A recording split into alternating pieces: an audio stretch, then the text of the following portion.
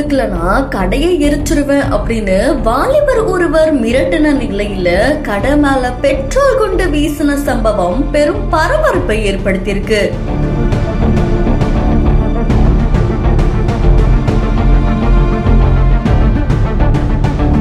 ராமநாதபுரம் மாவட்டம் கமுதி பேருந்து நிலையம் பக்கத்துல ஹோட்டல் இருக்கு. இந்த ஹோட்டல்ல கடந்த 18ஆம் தேதி விருதுநகர் மாவட்டம் அம்மன்பட்டியை சேர்ந்த முத்துக்குமார் அப்படின்ற 20 வயசான வாலிபர் ஒருவர் நைட்டு பரோட்டா சாப்பிடுறதுக்காக போயிருக்காரு. அப்ப ஹோட்டல்ல இருக்கிற எல்லாமே முடிஞ்சதால கடையோடைய முதலாளி ஷேக் அப்துல்லா என்ன பண்ணிருக்காருன்னா, சாப்பிடுறதுக்கு எதுவும் இல்ல அப்படின்னு சொல்லியிருக்காரு. ஆனா பரோட்டா குடுக்கல அப்படின்னா இந்த கடையை எரிச்சிடுவேன் அப்படின்னு சொல்லி அந்த வாலிபர் மிரட்டி இருக்காங்க. இதை தொடர்ந்து கமுதி காவல் நிலையத்துல ஷேக் அப்துல்லா வாய்மொழியா புகார் கொடுத்தாரு அப்படின்னு சொல்லப்படுது. இந்த புகாரை தொடர்ந்து முத்துக்குமார கமுதி காவல்துறையினர் தேடிட்டு வந்திருக்காங்க. கமுதி போலீசார் தன்னை தேடுறத அறிஞ்ச முத்துக்குமார் என்ன பண்ணிருக்காருன்னா, நேத்து நைட்டு 8:30 மணிக்கு பிளாஸ்டிக் பையில 1/2 லிட்டர் பெட்ரோல் வாங்கிட்டு கடை மேல பெட்ரோல் கொண்டு வீசியிருக்காரு. அதோட கல்லையும் விட்டு கடையில எரிஞ்சிருக்காரு. இதனால எரிவாயு அடுப்பு இருக்கிற பகுதியில தீ பற்றதுனால அந்த இடம் பெரும் பரபரப்புக்குள்ளாக்கி இருக்கு. அங்க பெட்ரோல் கொண்டு வீசப்பட்டதால பரோட்டா மாஸ்டர் வேலுக்கு முகத்துல காயம் ஏற்பட்டதா சொல்லப்படுது. இதை தொடர்ந்து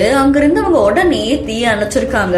இதை தொடர்ந்து அந்த பகுதியில இருந்த கமுதி குற்றப்பிரிவு காவலர்கள் முத்துக்குமார சம்பவ இடத்திலேயே பிடிச்சு கமுதி காவல் நிலையத்துக்கு அழைச்சிட்டு போயிருக்காங்க. இது குறித்து ஹோட்டல் உரிமையாளர் ஷேக் அப்துல்லா புகார் கொடுத்ததன் பேர்ல முத்துக்குமார் மேல வழக்கு பதிவு செஞ்சு அவரை கைது பண்ணிருக்காங்க. இதை தொடர்ந்து விசாரணையும் நடத்திட்டு வராங்க. பரோட்டா கொடுக்கல அப்படின்றதுக்காக ஹோட்டல் மேல பெட்ரோல் கொண்டு வீசின சம்பவம் பெரும் பரபரப்பை ஏற்படுத்தி இருக்கு.